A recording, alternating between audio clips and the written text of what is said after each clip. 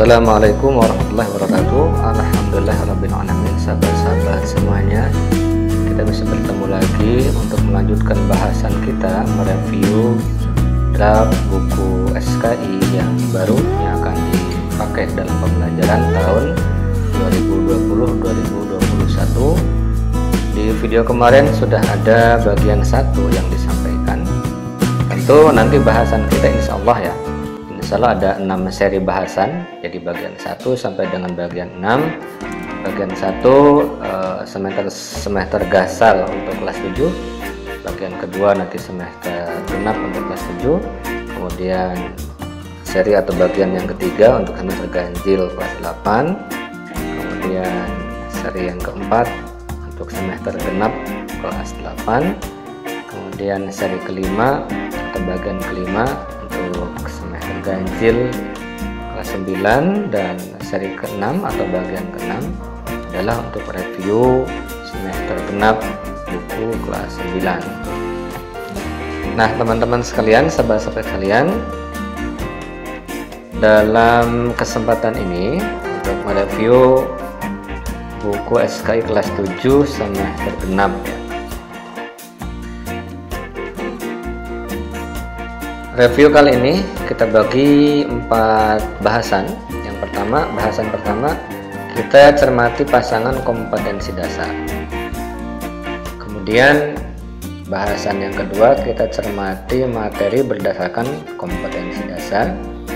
Nah, bahasan yang ketiga kita cermati konstruksi buku ini, atau dengan bahasa lain mungkin gaya rekonstruksi penulis, gaya rekonstruksi buku ini terhadap sejarah kebudayaan Islam. Dan bahasan yang keempat, tentu kesan dan pesan kita terhadap buku baru SKI ini.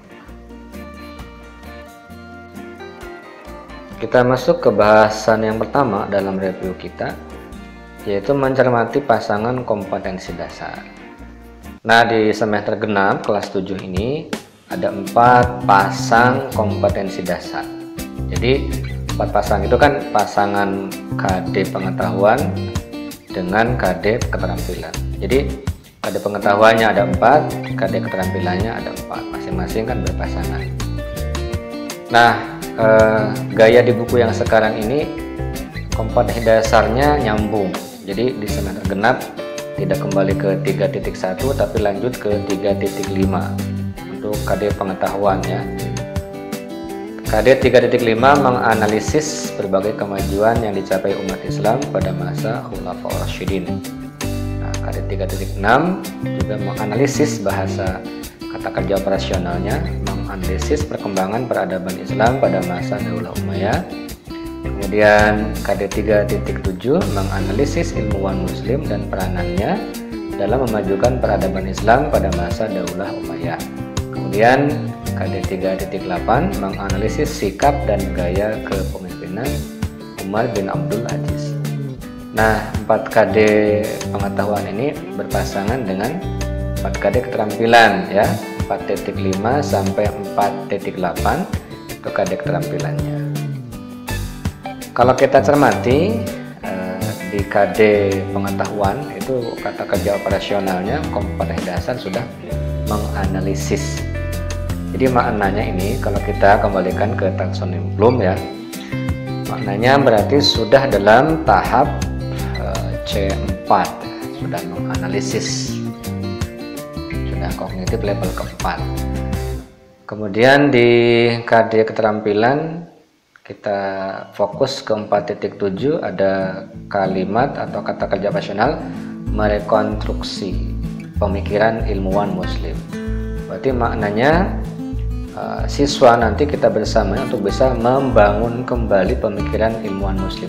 Tentu bisa ke penerapan-penerapan dalam kehidupan mereka, atau mungkin bisa juga mereka nanti dibangun ide-ide pemikirannya begitu ya. Misalnya berupa cita-cita mereka beserta cara dan juga semangat mereka untuk mewujudkan cita-cita tersebut. Karena kan bahasanya merekonstruksi pemikiran ilmuwan Muslim, maknanya masa lalu yang dibangun kembali di masa sekarang dan masa akan datang oleh siapa? Oleh pelaku sejarah. Siapa pelaku sejarahnya? Yaitu siswa kita tentunya.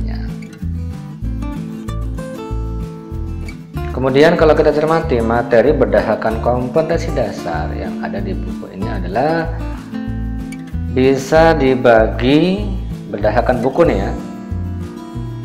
Materinya dibagi ke dalam tiga materi. Jadi materi pertama ada di bab 3 tuh, tentang kepemimpinan Khulafaur Rasyidin. Ini ada di materi pertama di buku, dicantumkan babnya bab 3. Nah, materi Khulafaur Rasyidin ini terdiri submaterinya adalah latar belakang munculnya Khulafaur Rasyidin, kemudian biografi Khulafaur Rasyidin, kemudian yang ketiga prestasi Khulafaur Rasyidin. Nah, berarti materi pertama atau bab 3 ini berdasarkan KD-nya berarti diambil 1 KD. Jadi KD 3.5 berarti menganalisis berbagai kemajuan yang dicapai umat Islam pada masa Khulafaur Rasyidin. Berarti 1 KD untuk 1 bab. Nah, kemudian materi kedua dituliskan dalam buku ini. Materi kedua adalah bab 4. Nah, bab 4 ini pertama materinya adalah tentang Daulah Umayyah. Daulah Umayyah yang dibahas dalam buku ini, 1 tentang sejarah pendiriannya, kemudian tentang perkembangan peradaban Islamnya, kemudian tentang tokoh ilmuwan muslim dalam berbagai bidang ilmu agama maupun ilmu umum. Nah, berarti di materi kedua atau bab 4 ini kompetensi dasarnya ada 2, yakni kompetensi dasar 3.6 tentang analisis perkembangan peradaban Islam pada masa Daulah Umayyah, dan KD 3.7 tentang ilmuwan muslim dan peranannya dalam memajukan peradaban Islam pada masa Daulah Umayyah. Jadi saya ulang, yang materi pertama tadi bab 3 itu 1 KD, kemudian materi kedua bab 4 ini itu ada 2 kompetensi dasar pengetahuan yang ada di situ. Lanjut di materi ketiga atau bab 5 kalau dalam buku ini ya, bab 5 itu tentang Khalifah Umar bin Abdul Aziz. Terdiri dari biografinya, kemudian gaya kepemimpinannya dan prestasi Umar bin Abdul Aziz. Berarti materi ketiga ini atau bab 5 ini terdiri dari 1 kompetensi dasar. Maka kalau kita petakan dari awal tadi, berarti kan materi pertama 1 KD, materi kedua 2 KD, dan materi ketiga 1 KD. Jumlah kompetensi dasarnya ada 4 kompetensi dasar di semester genap ini. Tapi materinya dipecah menjadi 3 bab ya, bab 3, bab 4, dan bab 5. Baiklah, kita masuk ke bahasan ketiga dalam review kita, yaitu mencermati konstruksi buku atau gaya rekonstruksi penulis atau buku ini terhadap sejarah kebudayaan Islam.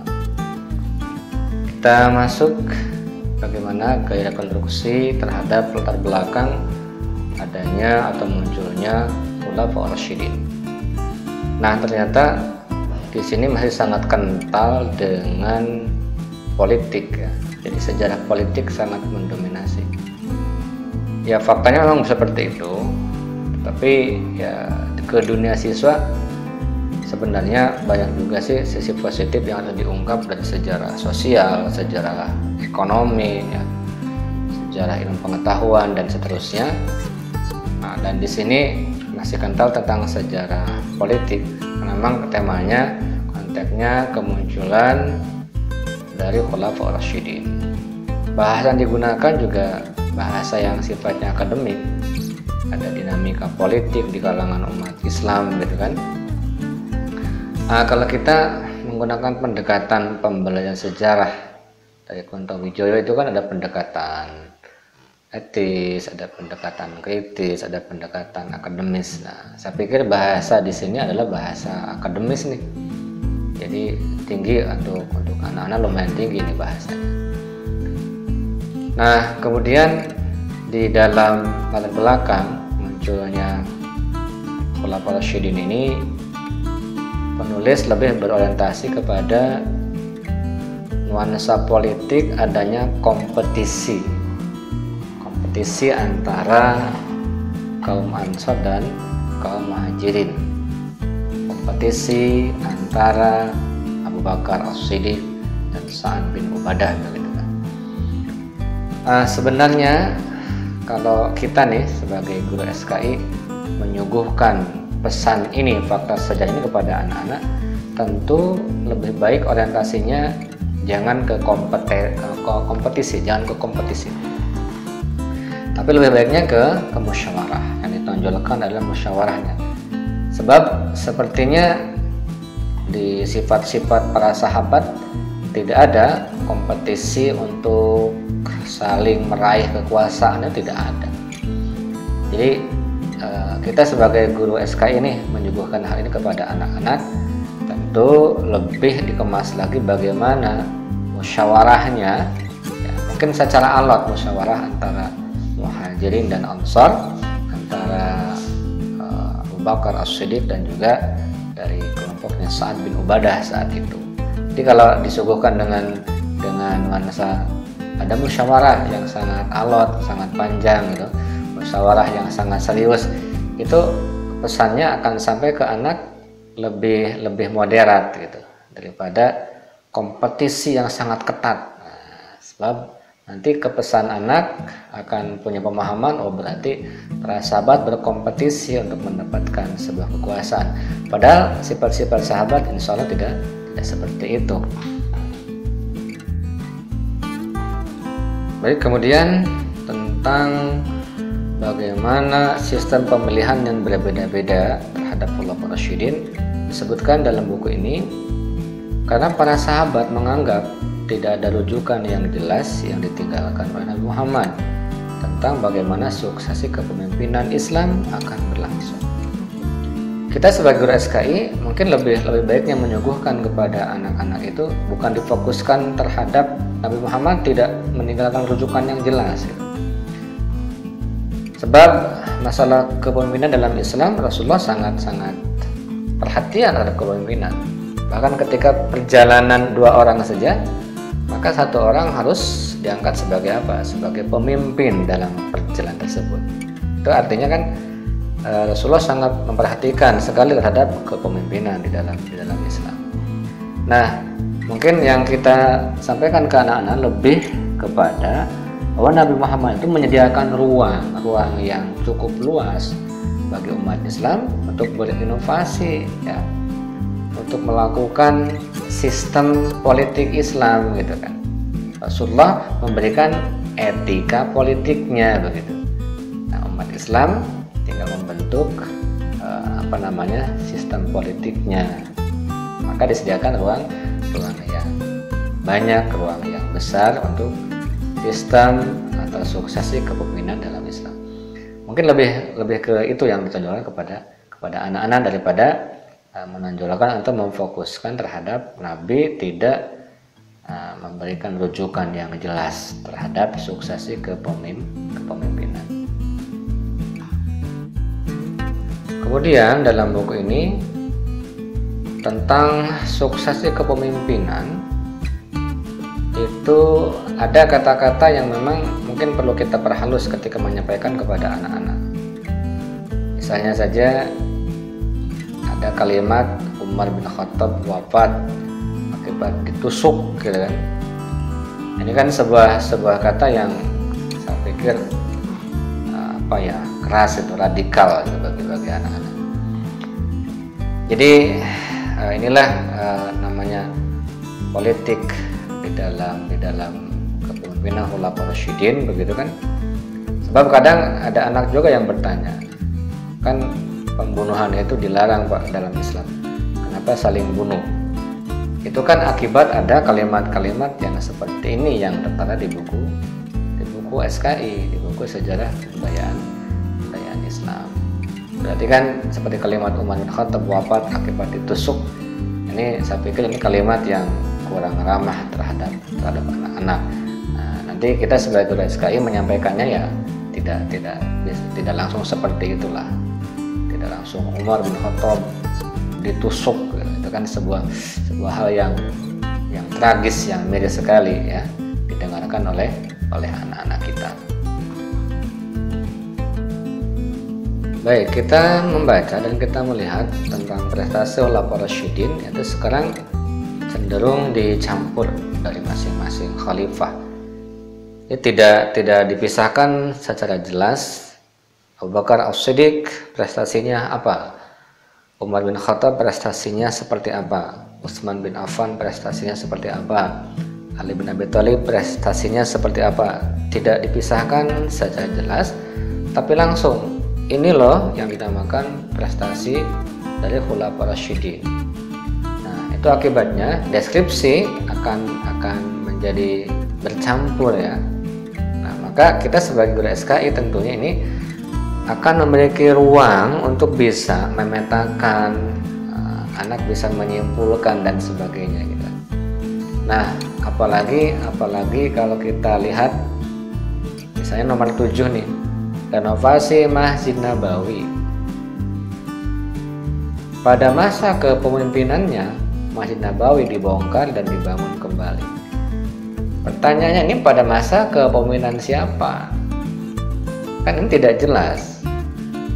Tidak jelas. Bagi kita yang sudah membaca sejarah, apalagi guru SKI, yang pasti sudah connect, oh pada masa kepemimpinan Utsman bin Affan misalnya. Tetapi kan ketika anak-anak membaca ini pada masa kepemimpinannya Masjid Nabawi dibongkar, pertanyaannya muncul, pada masa kepemimpinan siapa?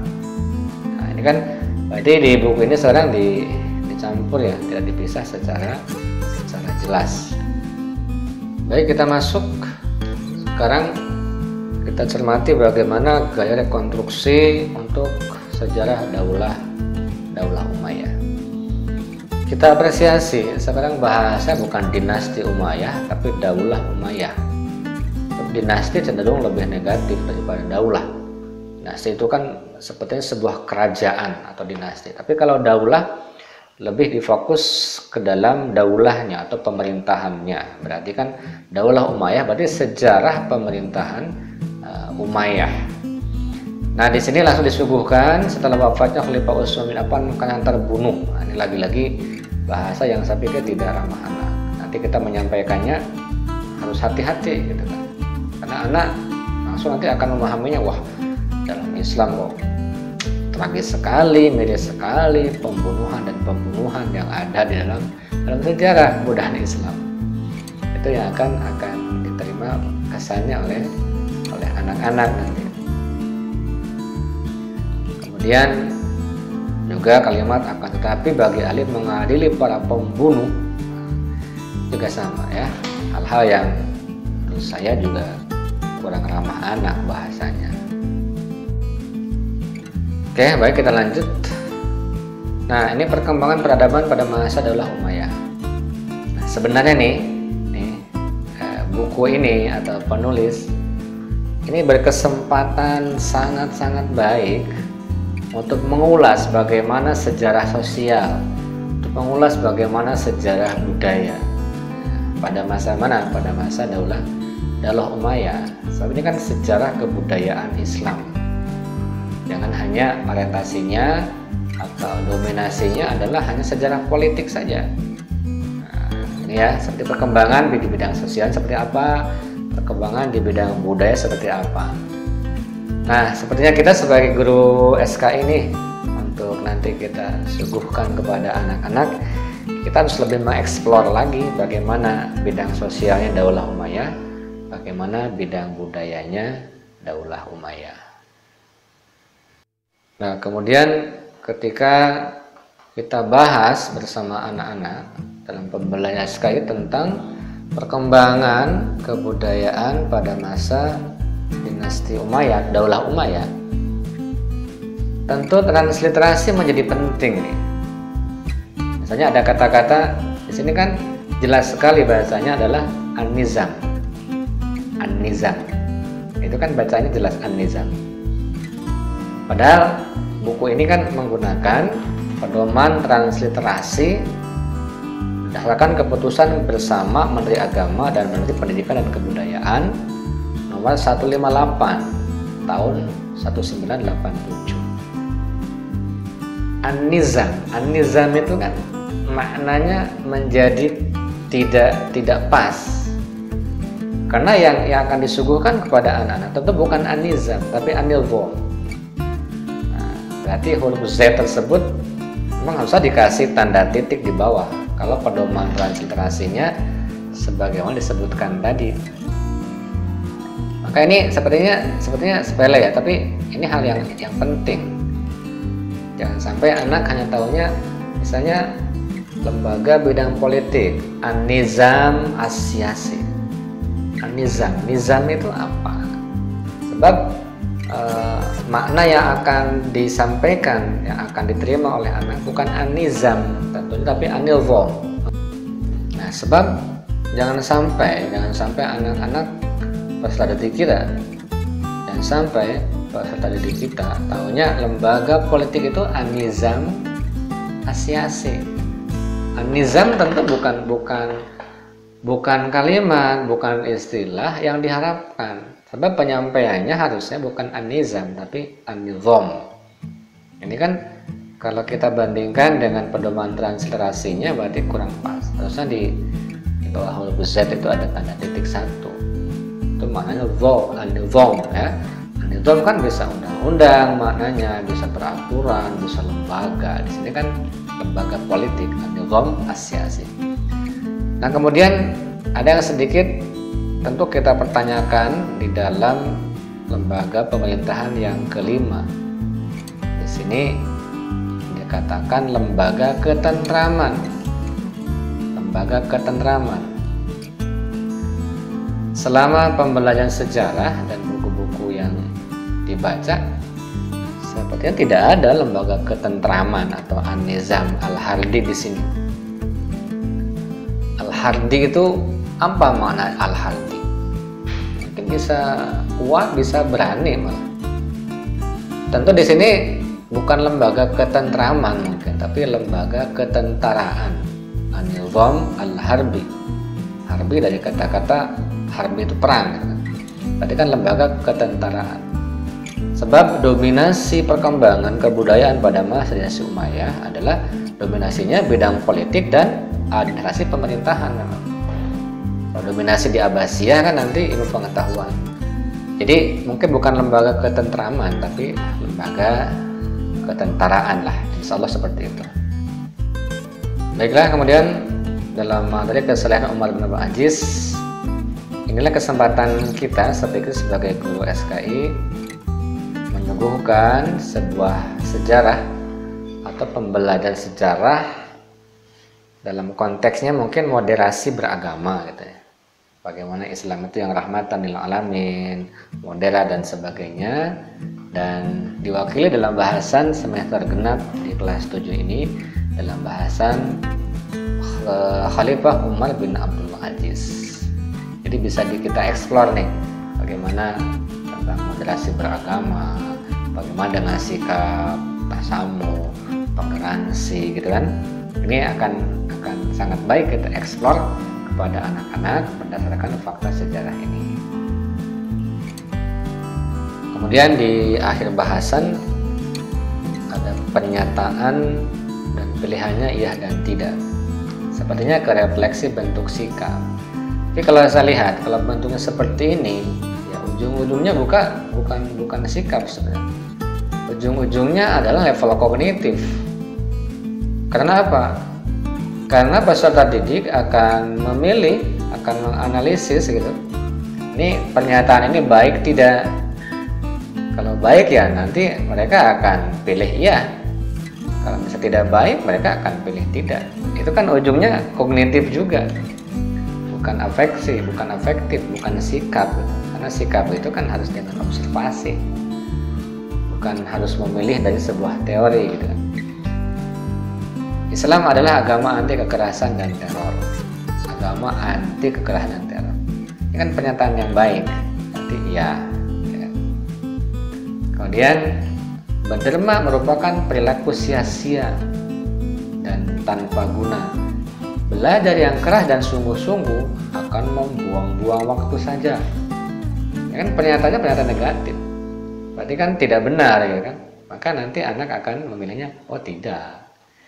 Jadi ujung-ujungnya hanya ke level kognitif saja. Jadi saya pikir ya tidak terlalu penting juga lah untuk hal ini disampaikan kalau orientasinya adalah sikap. Sebab ini hanya ujungnya kognitif juga.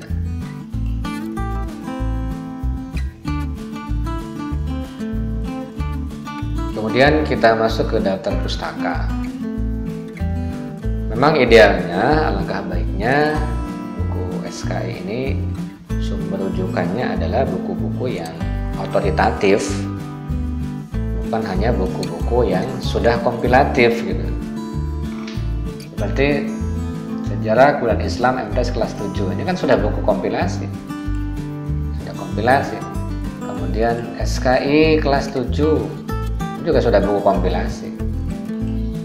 Ya, jadi bandingkan dengan misalnya Nurul Yakin, nah, itu kan otoritatif untuk sejarah. Kemudian bandingkan dengan Muhammad Hussein Haikal, gitu kan? Itu kan sudah buku yang otoritatif, memang untuk bahasan Abu Bakar, Umar bin Khattab, Utsman bin Affan, Ali bin Abi Thalib. Memang idealnya semua rujukan adalah buku-buku yang otoritatif, bukan hanya buku-buku kompilatif semata-mata. Nah, kemudian saya pikir untuk buku-buku bagusnya sih paling lama sih ya 5 tahun terakhir inilah.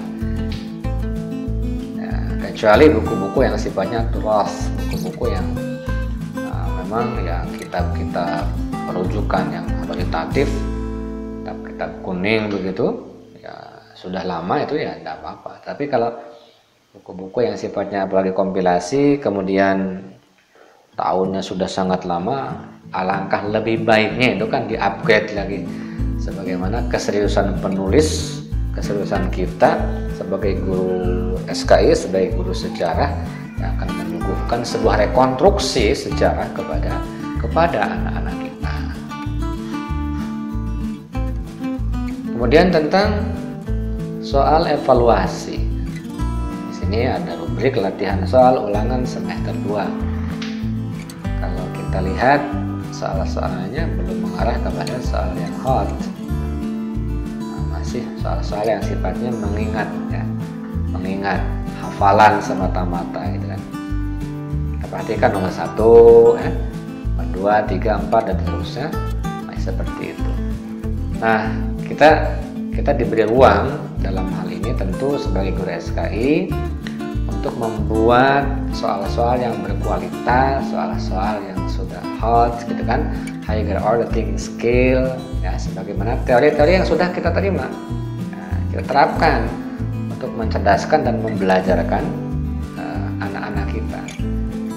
Sebab kita bersama peserta didik ya, kita bersama anak-anak itu, bahwa anak-anak bukan semata-mata belajar, tapi kita membelajarkan mereka dan kita membersamai mereka untuk sama-sama belajar, termasuk dalam evaluasi dengan soal-soal yang harusnya sudah hot.